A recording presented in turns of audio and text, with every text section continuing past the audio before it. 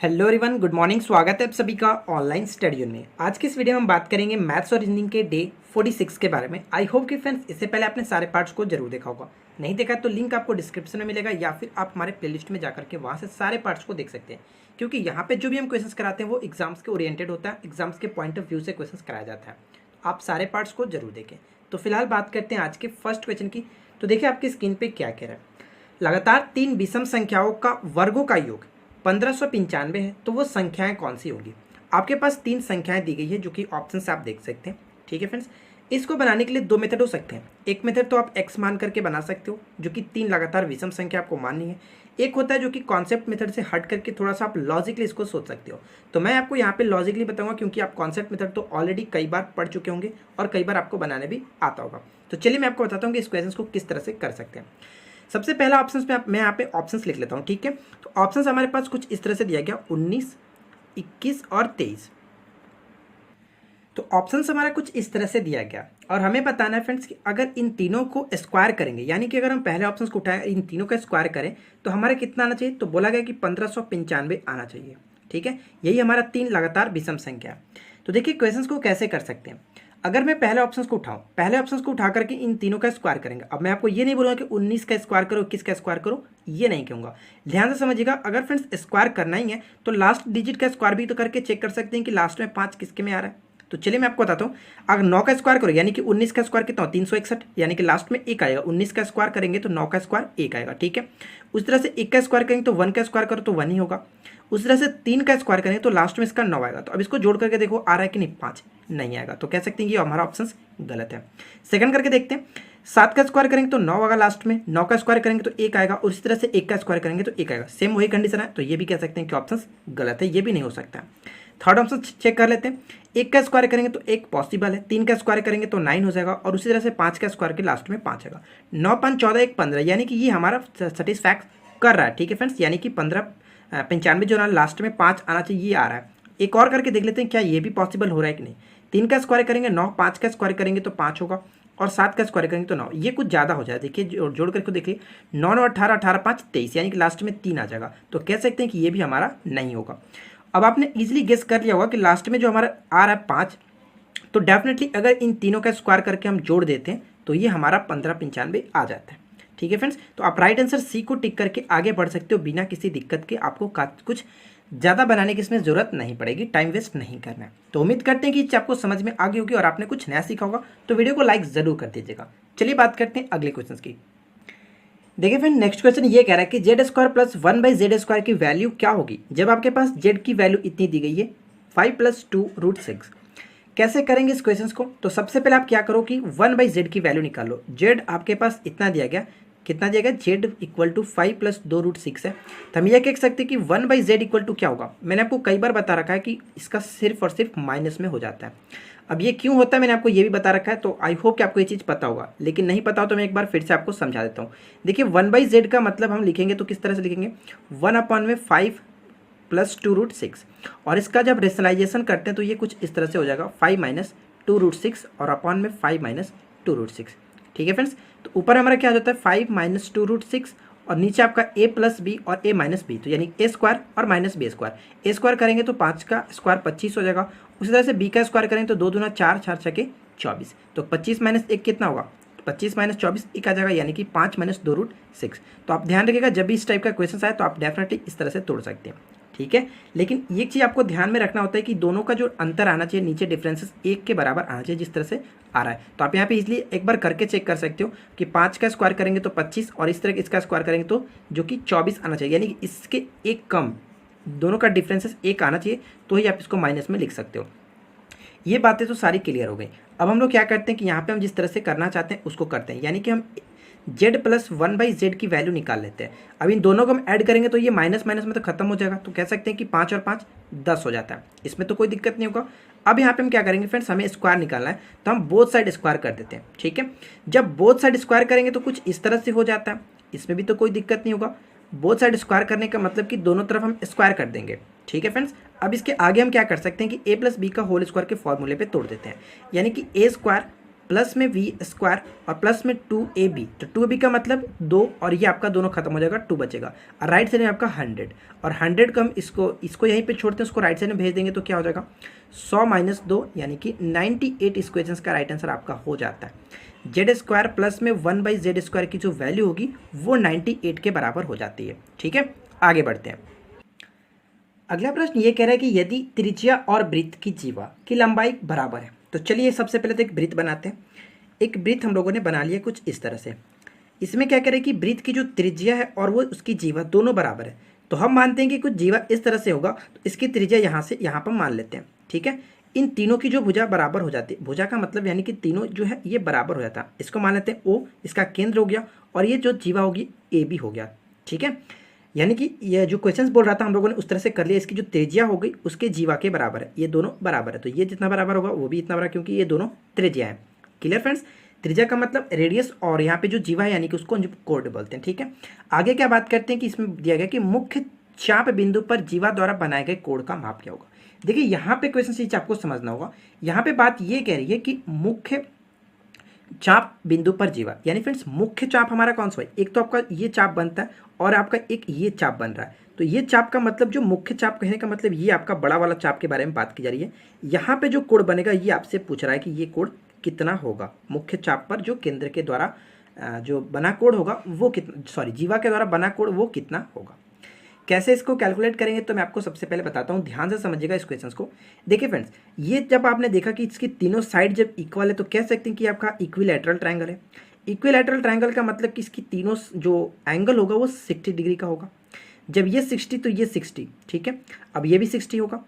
अब मैंने आपको ये बता रखा है कि फ्रेंड्स जब यहाँ पे 60 डिग्री का कोण बनता है तो ये इसका आधा बनेगा, ये आपका 30 डिग्री का कोण बना देता है, इसमें तो कोई दिक्कत नहीं। मैंने आपको कई बार बताया कि जो केंद्र पर जो कोण बनता है, केंद्र पे जो कोण बनता है वो इसके विपरीत जो चाप बनता है उसका जस्ट दुगना होता है, तो ये इसका दुगना हो यानी कि ये इसका आधा होगा 30 डिग्री। तो ये कह सकते हैं कि हमारा जो चाप बना कितना डिग्री, कोण ए आपका जो चाप बना यहाँ पे, सॉरी जो यहाँ पे जो आपका कोण बनेगा वो इसको मान लेते हैं पी। ठीक है, तो इस तरह से लिख सकते हैं A P B equal to जो होगा वो 30 डिग्री का एंगल बनाएगा। तो फ्रेंड्स उम्मीद करते हैं कि चीज़ आपको समझ में आ गई होगी, हम लोगों ने यहाँ पे किस तरह से कैलकुलेशन किया हुआ। क्लियर, आगे बढ़ते हैं। अगर आप इससे ज़्यादा कुछ अच्छे क्वेश्चंस देखना चाहते हैं तो आप हमारे जो मैंने ज्योमेट्री का क्वेश्चंस करा रखा है ऑलरेडी, 2 पार्ट कंप्लीट कराए थे, आपने उससे नहीं देखा तो ज़रूर देख लीजिएगा, लिंक आपको इसी वीडियो के नीचे डिस्क्रिप्शन में मिल जाएगा। बढ़ते हैं नेक्स्ट क्वेश्चन की तरफ। क्वेश्चन नंबर 4 में क्या कह रहा है कि मनीष पुनीत से 4 गुना कार्यकुशल है। देखिए ध्यान से समझिएगा, मनीष जो है फ्रेंड्स, मनीष कह रहा है, मनीष और पुनीत की बात की जा रही है, मनीष पुनीत से 4 गुना कुशल कार्यकार है। यानी कहने का मतलब ये हुआ कि अगर पुनीत कोई कार्य 4 दिन में करता होगा तो मनीष उस कार्य को सिंपल 1 दिन में कंप्लीट कर देगा। यही तो मतलब हुआ कि उस 4 गुना कार्यकुशल का मतलब कि पुनीत अगर किसी कार्य को 4 दिन में कर रहा होगा तो वो मनीष उससे 4 गुना ज़्यादा कार्यकुशल है, वो ज़्यादा तेजी से काम करता है, इसलिए वो 1 दिन में कंप्लीट कर देगा। ये बात क्लियर हो गई। अब आगे ये बोल रहा है कि मनीष एक पुस्तक को पूरा करने में पुनीत से 90 दिन कम लेता है। यदि वे दोनों मिलकर के कार्य करते हैं तो पुस्तक कितने दिनों में पूरा हो जाएगा। ठीक है, देखिए ये बोल रहा है कि मनीष एक पुस्तक को पूरा करने में पुनीत से 90 दिन कम समय लेता है। तो ये कह सकते हैं कि इन दोनों के डिफरेंसेस 3 यूनिट है वो 90 के बराबर है। ठीक है, 3 यूनिट 90 के बराबर है, तो 1 यूनिट की वैल्यू कितनी होगी 120 के बराबर। ठीक है फ्रेंड्स, 1 यूनिट की बराबर, सॉरी 1 यूनिट 30 डिग्री के बराबर होगा ना, क्योंकि 3 से डिवाइड करेंगे तो 1 यूनिट 30 के बराबर होगा, तो हम यहाँ पे 4 यूनिट निकाल लेते हैं, 4 यूनिट जो कि 120 के बराबर होगा। ठीक है, 3 यूनिट का वैल्यू जो 90 के बराबर था तो 1 यूनिट हम यहाँ पे निकालेंगे तो 30 के बराबर होगा, उसी तरह से 4 यूनिट जो होगा 120 के बराबर होगा। ये दोनों की इफिशिएंसी ऑलरेडी दी गई थी, इन दोनों की इफिशिएंसी ऑलरेडी दी गई थी, और हम यहाँ पे क्या करेंगे, इन दोनों का एलसीएम ले लेंगे। ठीक है फ्रेंड्स, इन दोनों का एलसीएम कितना होगा 30 और 120 का एलसीएम 120, कोई दिक्कत नहीं। और इफिशिएंसी आपको पता है कि इफिशिएंसी 1 और 4 होते हैं, तो आप डायरेक्ट क्या करोगे, इन दोनों को साथ में काम कराना। पूछा जा रहा है कि दोनों मिलकर के कार्य करते हैं, यानी कि मनीष दिया था, मनीष और पुनीत को दोनों साथ में कराते हैं, तो क्या करते हैं हम लोग, टोटल वर्क को इनकी इफिशिएंसी से डिवाइड करते हैं। तो टोटल वर्क जो एलसीएम आता है वो आपका टोटल वर्क होता है, यानी कि टोटल वर्क 120 और इनकी इफिशिएंसी कितनी थी, मनीष की 1 और पुनीत की 4, तो टोटल 5, तो डिवाइड कर देंगे तो टोटल वो 24 दिन में उस कार्य को कंप्लीट कर सकते हैं। तो फ्रेंड्स उम्मीद करते हैं कि आपको समझ में आ गई होगी यहाँ पर हम लोगों ने किस तरह से किया हुआ है। ठीक है। सबसे पहले आपको देखिए यहाँ पे दोनों का जो डिफरेंसेस कह रहा है, यानी कि जो बोला गया था मनीष एक पुस्तक को पूरा करने में पुनीत से 90 दिन कम लेता है, तो इन दोनों का डिफरेंसेस यानी कि 3 यूनिट की वैल्यू 90 के बराबर करते हैं, तो वहाँ से हम 1 यूनिट निकाल लेते हैं कि 1 यूनिट कितना होता है, तो इसको डिवाइड करोगे तो 30 के बराबर, तो जब 1 यूनिट 30 के बराबर तो 4 यूनिट 120 के बराबर हो जाता है। तो बस सिंपल सा हम लोगों ने दोनों का एलसीएम लिया और उसके बाद कैलकुलेशन कर दिया। ठीक है फ्रेंड्स, आगे बढ़ते हैं। देखिए फ्रेंड, क्वेश्चन नंबर 5 में क्या कह रहा है कि एक संख्या 52 से विभाजित होती है तो हमें शेष के रूप में 27 मिलता है, उसी संख्या को 13 से विभाजित करने पर शेषफल क्या होगा। इस क्वेश्चन को मैं इंक्लूड नहीं करना चाहता था आज के सेट में, लेकिन फ्रेंड्स मैं आपको बता दूं कि हम ये चाहते हैं कि आपको हर वो चीज़ यहाँ पे मिल जाए जो कि आपके एग्जाम्स में पूछे जाने की चांसेस है, और इस टाइप के क्वेश्चन भी डेफिनेटली पूछे जाते हैं, तो मैंने आपको सोचा कि इस टाइप के क्वेश्चन भी 1-2 क्वेश्चन करा दूं। तो ये क्वेश्चन बहुत ही सिंपल होता है, इसको आप देख कर ही आंसर टिक करके आगे बढ़ सकते हो, इसमें बिल्कुल समय नहीं लगता है। देखिए होता क्या है इसमें फ्रेंड्स, जो लास्ट में आपका पूछा जाता है 13 से विभाजित करने पर शेष क्या होगा, जो पहले हमें शेष मिलता है उसी से आप डिवाइड कर दो। जो हम लोगों ने 52 से विभाजित किया वो 27 शेष बचा था, तो आप क्या करो कि 27 को जो पहले वाला शेष था जो नए संख्या से हमें डिवाइड करना है, बोल रहा है कि 13 से विभाजित करने पर आप इसको डिवाइड कर लो, तो 13 दूना 26, एक शेष बचेगा, तो राइट आंसर आपका 1 बिल्कुल करेक्ट आंसर हो गया। कोई दिक्कत नहीं, इस टाइप के क्वेश्चन आपको करने में बिल्कुल समय नहीं लगता है। तो उम्मीद करते हैं ये चीज़ आपको समझ में आ गई हो कि यहाँ पे क्या कह रहा था। ठीक है फ्रेंड्स, आगे बढ़ते हैं। क्वेश्चन नंबर 6 में क्या कह रहा है, देखिए यहाँ पे आपको एक समानांतर श्रेणी दी गई है जो कि 4, 8, 12। तो चलिए समानांतर श्रेणी को मैं लिख लेता हूँ। 4 दिया गया, 8 दिया गया, 12 दिया गया, डॉट डॉट डॉट। आगे ये बोल रहा है कि 20 पदों का योग क्या होगा, यानी फ्रेंड्स इसमें जो 20 टर्म्स हो गए, टोटल 20 टर्म्स के बाद का ये इनका सम क्या होगा। तो कहने का मतलब ये हो, सबसे पहले हमें क्या पता होना चाहिए, तो हमें ए तो दिया गया 4, डी हमें पता है यहाँ पे 8 - 4 करेंगे तो हमारे पास 4 आएगा। ठीक है, 12 में से 4, यानी कि सेकंड टर्म्स में से फर्स्ट टर्म को घटाते हैं तो हमारा डी निकलता है, डिफरेंस निकलता है। अब हमें निकालना है फ्रेंड्स 20 पदों का योग, तो S20 इक्वल टू होता क्या, 2 फार्मूले होते हैं। एक फार्मूला तो होता है आपका n/2 into a plus L. इस फार्मूले को यूज़ तभी कर सकते हैं जब हमारे पास लास्ट टर्म पता हो, तो हमें ये नहीं पता है कि 20 पद जो लास्ट वाला यानी कि 20वां पद जो है वो कौन सा है, तो हम इस फार्मूले को यहाँ पे यूज़ नहीं कर सकते हैं। तो हमें यहाँ पे यूज़ करना होगा n/2 2a plus n-1 into D. ठीक है, इस फार्मूले को हम यूज़ करेंगे यहाँ पे। क्लियर फ्रेंड्स, तो देखिए इनका मतलब क्या हुआ, इनका मतलब आपका 20 है, तो 20/2 करेंगे तो इतना हो जाएगा 10, कोई दिक्कत नहीं। अब 2a का मतलब 4 तो यहाँ पे a है और इसमें 2 से गुना करेंगे तो कितना हो जाएगा 8। उस तरह से n-1, तो n का मतलब आपका 20 था और उसमें से 1 कम करेंगे तो 19, और d से गुना कर देंगे 4 से, तो यहाँ पे मैंने d से गुना कर दिया 4 से। अब इसको बस कैलकुलेशन कर लीजिए, राइट आंसर आपका आ जाएगा। तो ये आपका 8 हो गया, 19 चौका कितना होता है 76, इसमें तो कोई दिक्कत नहीं। 76 और 8 को जोड़ेंगे तो 84, और 84 और इसमें 10 से आप मल्टीप्लाई कर लो 840। तो आप देख सकते हैं कि ऑप्शंस में तो 840 आपका नहीं मिल रहा है, यानी कह सकते हैं कि आपका राइट आंसर क्या होगा, इसमें नन बिल्कुल करेक्ट आंसर हो जाता है। और ये मोस्ट इंपॉर्टेंट क्वेश्चन है फ्रेंड्स, एपी से अगर पूछा जाएगा तो डेफिनेटली इस टाइप के क्वेश्चन ही पूछे जाएंगे। और मैंने आपको कई क्वेश्चंस करा भी रखा है ऑलरेडी, तो आपने नहीं देखा है तो सारे पार्ट्स को जरूर देख लीजिएगा। तो फिलहाल बात करते हैं नेक्स्ट क्वेश्चन की।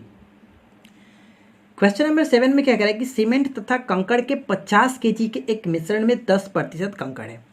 यानी फ्रेंड्स आपके पास जो मिश्रण दिया गया था सीमेंट और कंकड़ का, उसमें से वो मिश्रण कितना है, टोटल 50 kg है, तो 50 kg में जो कंकड़ है उसकी मात्रा कितनी है 10%। तो यानी कह सकते हैं कि 50 का अगर 10% कहने का मतलब कितना फ्रेंड्स, ये आपका 1/10। ठीक है, 10% का मतलब 1/10, और ये 5 kg आपका कंकड़ था, तो 45 kg आपका सीमेंट होगा इसमें।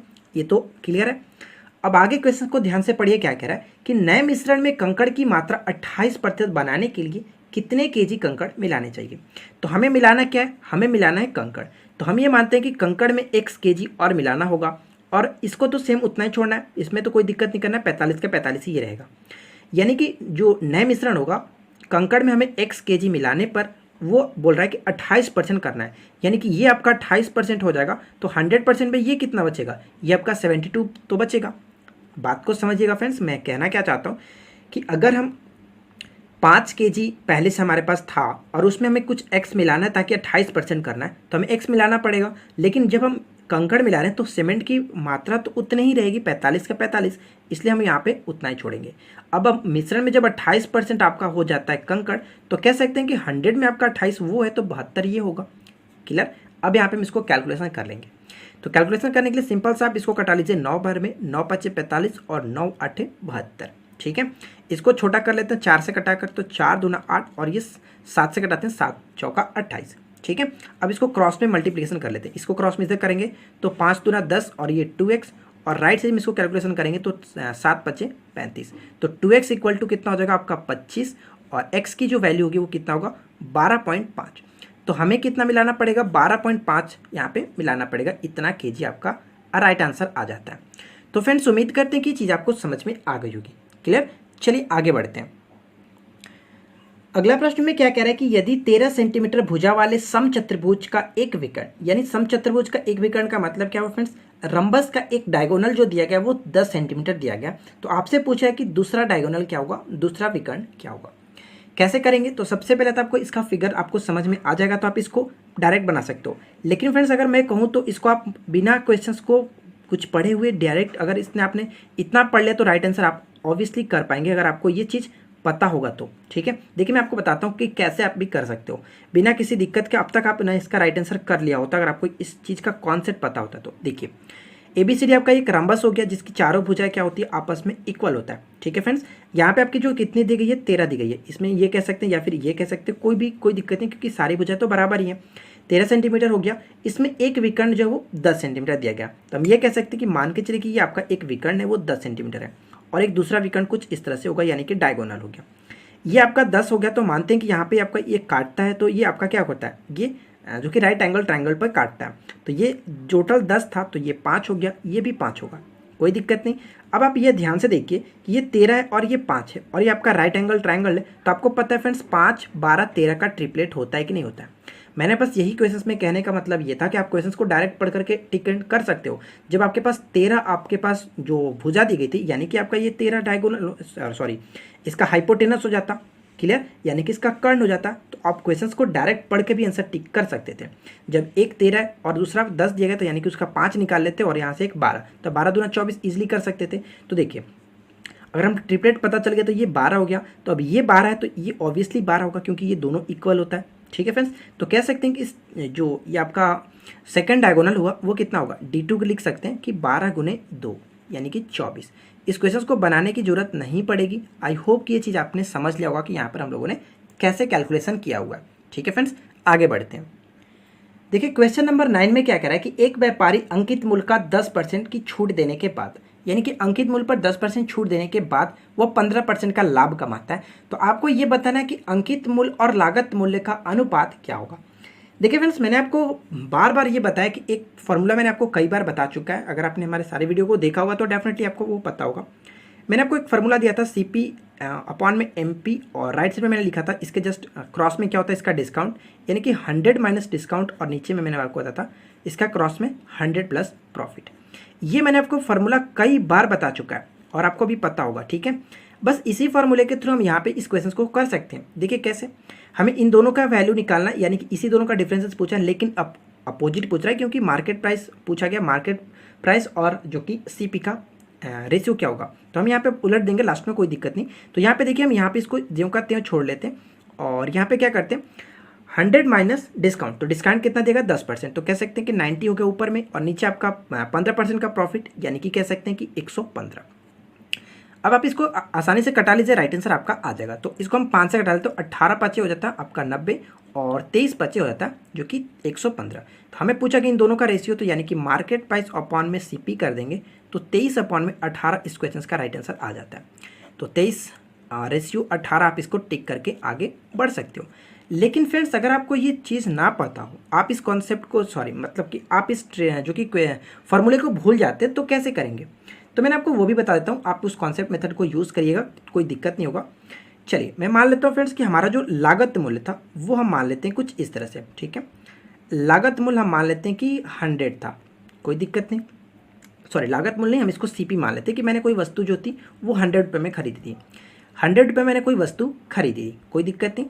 अब इसको मैंने क्या किया कि उसको मैं जब बेच रहा था तब मुझे क्या हो रहा था कि देखिए क्वेश्चन में बोल रहा है कि अंकित मूल्य पर 10% की छूट देने के बाद वो 15% का लाभ कमाता है। यानी कि मैंने कोई वस्तु 100 रुपये में खरीदी और मैंने इसको जब बेचा तो मुझे कितना बेचा होगा कि 15% का प्रॉफिट हो, तो 115 रुपये मैंने बेचा होगा, तभी तो मुझे 15% का प्रॉफिट होगा।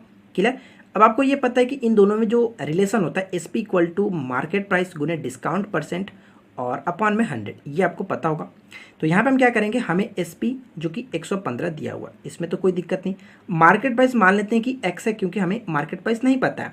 डिस्काउंट आपको पता है जो कि 10%, तो हम यहाँ पे 90 लिख लेते हैं और नीचे आपका 100 लिख लेते हैं। ठीक है फ्रेंड्स, यहाँ पे आप इजीली कटा सकते हो 18 पच्चे 90 और 23 पंजे जो कि आपका 115। अब यहाँ से X की वैल्यू निकाल लीजिए, X की वैल्यू निकालोगे तो कितना होगा 2300 और नीचे आपका 18।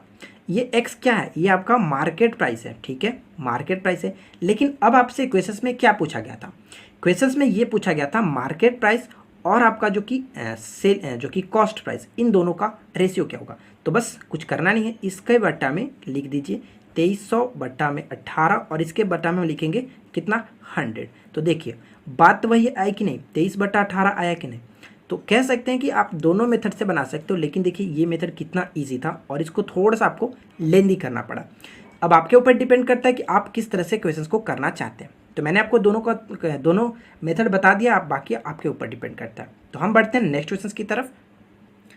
क्वेश्चन नंबर 10 में क्या कह रहा है कि क्षैतिज समतल पर मीनार के पाद से 100 मीटर की दूरी पर एक बिंदु से 100√3 मीटर ऊंची मीनार के शीर्ष का उन्नयन कोण क्या होगा। काफ़ी अच्छा प्रश्न है, देखिए कैसे करेंगे। और यहाँ पे कहना क्या मतलब इसका क्या हुआ कि क्षैतिज समतल पर, यानी कि एक क्षैतिज समतल है जो हॉरिजॉन्टल आप प्लेन कह सकते हैं, ये आपका इस क्षैतिज समतल हो गया। इसके पाद से क्षैतिज समतल पर एक मीनार, यानी कि एक मीनार खड़ा है। ठीक है फ्रेंड्स, एक आपका मीनार खड़ा है, टावर खड़ा है। मीनार के पाद यहाँ ये इसका जो कि नीचे वाला शीर्ष हो गया, इससे 100 मीटर की दूरी, यानी कि यहाँ से लेकर के 100 मीटर की दूरी, ये मान लेते हैं कि 100 मीटर की दूरी, 100 मीटर की दूरी पर एक बिंदु, कुछ ये हो गया इसका बिंदु।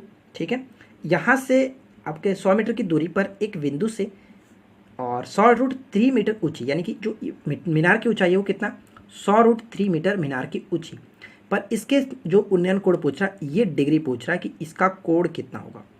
देखिए बहुत ही सिंपल है, अगर आपने फिगर बना लिया तो बहुत ईजिली आप इसको कर सकते हो। अब इसमें कुछ करना नहीं है, सारा का सारा चीज़ आपका कंप्लीट हो चुका है। अब बस यहाँ पे देख लीजिए कि थीटा की वैल्यू हम क्या इसमें कौन सा ले कि ये आपका क्लियर हो जाए। तो थीटा के सामने की वजह को लंब कहते हैं, और लंब और ये आपका आधार, तो tan में जा सकते हैं, लंब बटा आधार। तो देखिए tan थीटा इक्वल टू लिख सकते हैं कि 100√3 और अपॉन में 100। ठीक है, इसको हमने कटा दिया तो √3 की वैल्यू tan में कितना का होता है, तो आप बोलोगे कि tan 60 की वैल्यू √3 के बराबर होता है। तो थीटा की वैल्यू हम क्या लिख सकते हैं, जो कि 60 डिग्री, बिल्कुल करेक्ट आंसर हो जाता है।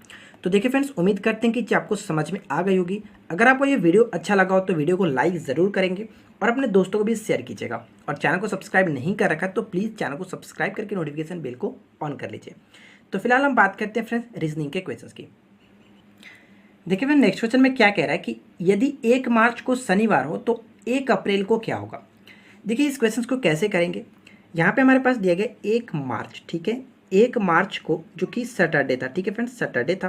तो हमसे पूछा कि 1 अप्रैल को कौन सा दिन होगा। क्लियर, तो कैसे करेंगे देखिए, हम यहाँ पे देख लेते हैं कि 1 अप्रैल से लेकर के 1 मार्च से लेकर के 1 अप्रैल तक कितने दिन हो रहे हैं, और जितने दिन होंगे वहाँ से हम 7 से डिवाइड कर देंगे तो भी हमारा राइट आंसर आ जाता है। लेकिन एक तरीका और भी होता है कि आप यहाँ पे क्या करो कि जब 1 मार्च को सैटरडे हो रहा है तो हम कह सकते हैं कि 1 मार्च को सैटरडे, तो नेक्स्ट सैटरडे कब होगा, नेक्स्ट सैटरडे जो होगा इसके 7 दिन बाद 8, और इसके 7 दिन बाद 8 7 15, और इसके 7 दिन बाद 15 7 22, और इसके 7 दिन बाद 22 और 7 29। ठीक है, यानी कि 29 तारीख को जो होगा वो अगेन सैटरडे होगा। तो 29 तारीख को सैटरडे, और फिर जो आपकी मार्च जो लगता है वो कौन सा, मार्च आपका जो कि 31 लगता है। तो 29 30 31 और 1 यहाँ पे हम आ जाते हैं। ये आपका सैटरडे था, तो 30 तारीख को क्या होगा, 30 तारीख को होगा संडे, और इसके बाद मंडे, और इसके बाद जो कि ट्यूसडे, यानी कह सकते हैं कि मंगलवार इस क्वेश्चन का राइट आंसर आ जाता है। ठीक है फ्रेंड्स, तो उम्मीद करता हूँ कि आपको ये चीज़ भी समझ में आ गई होगी हम लोगों ने कैसे यहाँ पे किया हुआ है। ठीक है, तो मैंने आपको एक और मेथड जो बताया, आप उसको उस मेथड से भी यूज़ करके बना सकते हो। 1 मार्च से लेकर के 1 अप्रैल तक टोटल दिन को गिन लीजिए और उसके बाद 7 से डिवाइड कर लीजिए। चलिए बात करते हैं अगले प्रश्न की। देखिए नेक्स्ट क्वेश्चन में क्या दिया गया कि 3 स्टार 4 इक्वल टू 64 लिखा गया, और 2 स्टार 3 इक्वल टू 9 लिखा गया। तो उसी तरह से पूछा गया कि 9 स्टार 2 इक्वल टू क्या होगा। सबसे पहले इस पैटर्न को समझना पड़ेगा कि ये पैटर्न कुछ किस तरह से किया गया। तो देखिए फ्रेंड्स, अगर हम ध्यान से देखेंगे 3 स्टार 4 का मतलब कुछ जो कि ये 64 लिखा गया, तो ये कह सकते हैं कि 4 का अगर क्यूब कर दे तो 64 आ जाता है, पॉसिबल है, कोई दिक्कत नहीं। उस तरह से सेकंड वाले को भी देख लेते हैं। 2 स्टार 3 का मतलब जो कि 9 लिखा गया था, यानी कि 3 का स्क्वायर कर देंगे तो 9 पॉसिबल होता है। तो कहने का मतलब ये हुआ कि सेकंड डिजिट के स्क्वायर में फर्स्ट डिजिट को लिखा जा रहा है। तो सेम टू सेम उसी तरह से हम करते हैं जो हमसे पूछा जा रहा है। पूछा कितना गया? 9 स्टार 2। तो कह सकते हैं कि 2 के पावर में 9 करना पड़ेगा। ठीक है फ्रेंड्स। अब 2 के पावर 9 कितना होता है? तो 2 के पावर 9 आप करोगे तो 512 बिल्कुल करेक्ट आएगा। करके देख लीजिए, कोई दिक्कत नहीं होगा। क्लियर? जैसे कि अगर 2 के पावर 5 32, और 2 के पावर 6 हो जाएगा 64, 2 के पावर 7 आपका 128, 2 के पावर 8 जो होगा 256, और 2 के पावर 9 जो कि 512। क्लियर? तो ये चीज़ आप ध्यान रखेंगे क्योंकि अक्सर आपके 2 के पावर 10 पूछा जाता है, कितना होता है? तो 10 24 आप इसको हमेशा याद रखिएगा। ठीक है फ्रेंड्स। तो फिलहाल इस क्वेश्चन का राइट आंसर क्या है? 512 बिल्कुल करेक्ट आंसर हो जाता है। ठीक है, चलिए आगे देखते हैं। देखिए अगला प्रश्न में क्या कह रहा है कि 5 लोग आपकी ओर मुंह करके एक पंक्ति में बैठे हुए। तो चलिए भाई इनको हम एक तरफ बैठा देते हैं, और ये किस तरफ? हमारी तरफ मुंह करके, यानी कि इस तरह से मुंह करके बैठे हुए हैं मेरी तरफ से। और कितने लोग हैं? तो 5 लोग हैं। 1 2 3 4 और ये 5। ठीक है, 5 लोग को मैंने बैठा दिया। और आगे पढ़ते हैं क्वेश्चन में क्या कह रहा है। वाई जो है एक्स के बाईं ओर है, डब्ल्यू जो है वो जेड के दाईं ओर है, बैठा है। आगे क्या कह रहा है कि वी एक्स के दाईं ओर बैठा है, और आगे है और डब्ल्यू जो है वो वाई के बाईं ओर बैठा है। तो बीच में आपको बताना है क्या होगा कि बीच में कौन बैठा है। तो सबसे पहले इस क्वेश्चन को ध्यान से समझिए फ्रेंड्स। ये क्वेश्चन ये बोल रहा है कि डब्ल्यू जो है वो जेड के दाईं ओर बैठा है। ठीक है, डब्ल्यू जो है वो जेड के दाईं ओर बैठा है। अगर हम मान लेते हैं कि अगर हमें डब्ल्यू को जेड को यहाँ पर बैठा देता हूँ, यहाँ पे सबसे पहले यही समझिएगा, एक्स को वाई को पहले छोड़िए और जेड को डब्ल्यू को समझिए। अगर मैं जेड को यहाँ पर बैठाता हूँ तो ध्यान से समझिएगा कि ये क्वेश्चन बोल रहा है कि डब्ल्यू जो है वो जेड के दाईं ओर बैठा है। तो इसका राइट हैंड की तरफ अब तो कोई जगह है ही नहीं, कैसे बैठ सकता है? तो हम ये कह सकते हैं कि जेड को हम यहाँ बैठाएंगे। ठीक है, जेड यहाँ बैठा तो ऑब्वियसली ये बात हो गई कि जेड के दाईं तरफ, यानी कि जेड का राइट हैंड किधर होगा? राइट हैंड इधर होगा, लेफ्ट हैंड इधर होगा, क्योंकि ये इस तरह से बैठा है मेरी तरफ मुंह करके। तो डब्ल्यू यहाँ पर बैठ गया। और आगे आप क्वेश्चन पे क्या बोल रहा है, ध्यान से पढ़िएगा। और आगे ये बोल रहा था कि ध्यान से पढ़िएगा, डब्ल्यू जो है वाई के बाईं ओर बैठा है। जो डब्ल्यू वो वाई के बाईं ओर बैठा है, क्योंकि वाई का लेफ्ट हैंड इधर और राइट हैंड इधर होगा, तो वाई के दाईं ओर बाईं ओर ये बैठ गया डब्ल्यू। आगे ये बोल रहा था कि वाई जो है वो एक्स के बाईं ओर बैठा है। वाई जो है वो एक्स के बाईं ओर बैठा है। ठीक है फ्रेंड्स, वाई जो है वो एक्स के बाईं ओर बैठा है। वाई जो है एक्स के बाईं ओर बैठ गया, इसमें तो कोई दिक्कत नहीं। अब आप एक ही जगह तो खाली बचा है, एक जगह जो खाली बचा है उसको बैठा देते हैं, यानी कि ये वी हो गया। आप यहाँ पे भी पढ़ सकते हैं, वी जो है वो एक्स के दाईं ओर बैठा है। वी जो है वो एक्स के दाईं ओर, यानी कि एक्स के राइट हैंड की तरफ वी बैठा है। तो बस हमने सभी को बैठा दिया। अब यहाँ से जो आपसे पूछा कहता है बीच में कौन बैठा है, तो बताइए बीच में कौन बैठा है? वाई बैठा है। तो आई होप कि आपको ये चीज़ समझ में आ गई होगी। ठीक है फ्रेंड्स, क्लियर? आगे बढ़ते हैं। देखिए क्वेश्चन नंबर 14 में क्या दिया गया, आपके पास एक फिगर दिया गया जो कि प्रश्न आकृति है, और आपको बताना है कि ये जो आकृति है वो किस में निहित है। यानी कि हमारा आकृति कुछ इस तरह से दिया गया, ये आपका है, और यहाँ पे ये कुछ इस तरह से बनाया गया। आपको ये बताना है कि ये जो आकृति, ये फिगर है वो किस में मिल रहा है। अगर आप ऑप्शन ए को ध्यान से देखिएगा तो उसमें आपका मिल जाएगा। ठीक है फ्रेंड्स, ध्यान से देखिए, ऑप्शन ए में ये अच्छे तरीके से इंक्लूड किया गया। हम बढ़ते हैं नेक्स्ट क्वेश्चन की तरफ। अगला प्रश्न ये कह रहा है कि पासे की कुछ आपके पास जो दिखाया गया और उसके फलक पे आपसे ये पूछा कि संख्या 2 के विपरीत फलक पर कौन सा अंक होगा। अगर आपने मेरे लास्ट वीडियो को देखा होगा, यानी कि 45 पार्ट अगर आपने देखा होगा, तो फ्रेंड्स मैंने आपको बहुत अच्छे तरीके से बताया था कि इन सभी क्वेश्चंस को कैसे करते हैं। तो चलिए सबसे पहले तो मैं पासे का वो फलक जो है वो सब बना लेता हूँ। ठीक है, तो कुछ किस तरह से दिया गया, 6 2 और 4। ठीक है फ्रेंड्स, तो देखिए फ्रेंड्स मैंने पासे के 4 फिगर बना लिए हैं जिस तरह से दिया गया, और हम ये कह सकते हैं कि हमें बताना है कि 2 के विपरीत कौन सा होगा। तो मैंने आपको क्या बताया था, मैंने आपको ये बताया था, मैं तो किसी में से कोई उठाकर बना सकता हूँ, लेकिन मैंने आपको ये बताया था कि अगर आप स्टार्टिंग कर रहे हो, अगर आपको ये चीज़ अच्छे से नॉलेज नहीं है कैसे क्या आता है, तो मैं आपको सिंपल सा ये चीज़ बताता कि सबसे पहले आप उस चीज़ को देखो, आपको निकालना क्या, आपको 2 के विपरीत निकालना है। आप उसको ढूंढो कि 2 किस में है। आप यहाँ पे देख सकते हो 2 यहाँ पे भी, यहाँ पे, यानी कि हम इसको उठा लेते, इसमें उठा सकते, इसको उठा सकते थे। लेकिन एक चीज़ मैं आपको और बताया था, आप उसको उठाओ और फिर आप वो देखो कि किस में एक ही कॉमन मिल रहा है। तो आप यहाँ पे देखो कि 3 यहाँ पे भी है और 3 यहाँ पर भी है, इसमें तो कोई दिक्कत नहीं, आप इसको आसानी से कर सकते हो। लेकिन बाकी भी कोई उठा करके कर सकते हो, उसमें कोई दिक्कत नहीं है, मैं किसी को उठा करके कर सकता हूँ। लेकिन मैं आपको सबसे पहले ये बताता हूँ कि आप सबसे पहले इसी चीज़ को ढूंढो जिसमें आपको जो निकालना है वो होना चाहिए, और कोई भी एक लेटर जो कि कोई भी एक डिजिट जो कि कॉमन हो। तो यहाँ पे आप देख सकते हैं 3 इसमें भी है, 3 इसमें भी है, बाकी और कोई डिजिट कॉमन नहीं है। तो ये क्या होता है, ईजिली होता है आपको समझने में, ठीक है। तो चलिए मैं आपको बताता हूँ किस कैसे करते हैं। जो कॉमन होता है आप उसको सबसे पहले लिखो 3 और उसके बाद आप क्लॉकवाइज घुमाओ। 3 के बाद 4 आएगा, 4 के बाद फिर क्या आएगा 5 आएगा, ठीक है। ये तो हो गया। उसी तरह से सेकंड वाले पासे को उठाया हम लोगों ने ये और ये उठाया था। तो यहाँ पे देखिए जो मैच आपका किया था कॉमन जो था उसको आप उसके नीचे लिखेंगे और उसके बाद यहाँ से क्लॉकवाइज फिर से घुमाइए। 3 के बाद 1 और 1 के बाद जो कि क्लॉकवाइज घुमाओगे तो 2, यानी कि 3 के बाद 1 और 1 के बाद आपका 2। पूछा क्या था, 2 के विपरीत, 2 के विपरीत कौन सा हुआ, तो 2 के विपरीत 5 आपका राइट आंसर हो जाता है। इसमें कोई दिक्कत नहीं है। तो चलिए मैं आपको एक और पासे को उठा करके बता लेता हूँ जिसमें और कोई आपका दो कॉमन होते हो। तो अगर हम यहाँ पे देखें तो देखिए यहाँ पे हम देखें तो 3 और 4 इसमें भी है, 3 और 4 इसमें भी है। तो चलिए इसको कॉमन उठाकर देखते हैं। इसको करने का मतलब मैं आपको मानते हैं कि यहाँ पे मैंने उठाया तो इसका जस्ट क्या करेंगे, इसको आप क्लॉकवाइज घुमा लो, 3, 2 और 4, ठीक है फ्रेंड्स। अब मैं आपको एक चीज़ और बताया था, ये मैंने बताया था अगर दोनों पासे में 2 2 कॉमन मिलते हैं तो बस जो जो कॉमन है उसके सामने आप उसको लिख दो। 3 के सामने 3 और 4 के सामने 4, जो बचा उसके सामने उसको लिखो। यानी कि देखिए 2 के विपरीत 5 इसमें भी आया। अब बाकी पासे को आप खुद से ट्राई कर सकते हो, इसमें कोई दिक्कत नहीं होगा, सेम टू सेम यही पैटर्न यूज़ किया जाता है। तो उम्मीद करते हैं ये चीज़ आपने समझ लिया होगा, 2 के विपरीत 5 होगा। क्लियर फ्रेंड्स, आगे बढ़ते हैं। अगला प्रश्न ये कह रहा है कि एक कार रैली में विजय बिपिन से पीछे है। तो चलिए भाई विजय जो है वो बिपिन से पीछे है, तो बिपिन यहाँ पे होगा इसके जस्ट नीचे, यानी कि कार रेसिंग कुछ इस तरह से हो रहा है, ठीक है फ्रेंड्स। कार रेसिंग जो है वो इस लाइन में आप मान के चलेगा कि इस तरह से कार रेसिंग हो रहा है। और यहाँ पे ये बिपिन हो गया, बिपिन जो है वो इससे आगे है, ठीक है। विजय बिपिन से पीछे परंतु सुकुमार से आगे है। कौन, तो विजय जो है वो सुकुमार से आगे है, ठीक है। ये ऊपर जो रहेगा वो आगे रहेगा, ध्यान रखिएगा।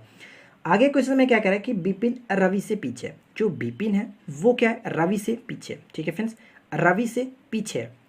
तो हम ये मान सकते हैं कि बिपिन जो है वो बिपिन यहाँ पे और रवि यहाँ पे, तो रवि जो है, क्वेश्चन ध्यान से पड़ेगा, बिपिन जो है वो रवि से पीछे, ठीक है, बिल्कुल करेक्ट है। बिपिन रवि से पीछे नीचे है तो वो पीछे ही है। आगे क्या कह रहा है कि परंतु विजय से आगे, तो वो तो क्लियर है कि विजय से वो आगे ही है, इसमें तो कोई दिक्कत नहीं है। आगे क्या कह रहा है कि नारायण बीच में है। तो नारायण बात जो टोटल कितने हो गए, 5 बात की जा रही है, 1 2 3 4 5, तो बीच में यहाँ पे होगा नारायण, इसमें तो कोई दिक्कत नहीं। अब आगे क्वेश्चन ये पूछ रहा है कि इसमें सबसे आगे कौन है, तो सबसे जो ऊपर होगा सबसे आगे होगा, तो रवि यहाँ पे राइट आंसर हमारा हो जाता है, ठीक है फ्रेंड्स।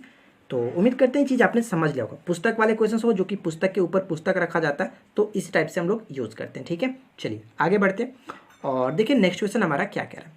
अगला प्रश्न फ्रेंड्स आपके सामने ये कह रहा है, क्वेश्चन नंबर 17 है। आपके पास ये दिया गया कि यहाँ पे 182 दिया गया और वाट है, और फिर दिया गया 210 और इसका रेशियो जो है 380 के साथ है। तो हमें बताना है कि रेशियो की जगह यहाँ पे मिसिंग नंबर जो है वो क्या होगा, कैसे करेंगे। तो सबसे पहले तो इस पैटर्न को समझना पड़ेगा कि ये जो हमारा पैटर्न है वो किस तरह से किया गया, ठीक है फ्रेंड्स।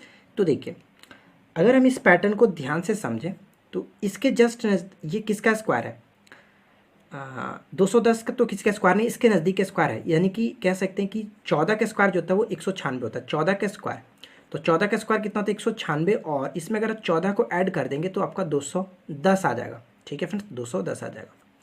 उसी तरह से हम यहाँ पे क्या करेंगे कि 300 कितना है, 361 होता है, कितना किसका, 19 का, इसके नज़दीक तो 361 ही होता है। तो 19 का स्क्वायर अगर करें तो 361 होगा, और 361 में हम फ्रेंड्स 19 और जोड़ देते हैं, यानी कि 19 जोड़ेंगे तो आपका 380 आ जाता है।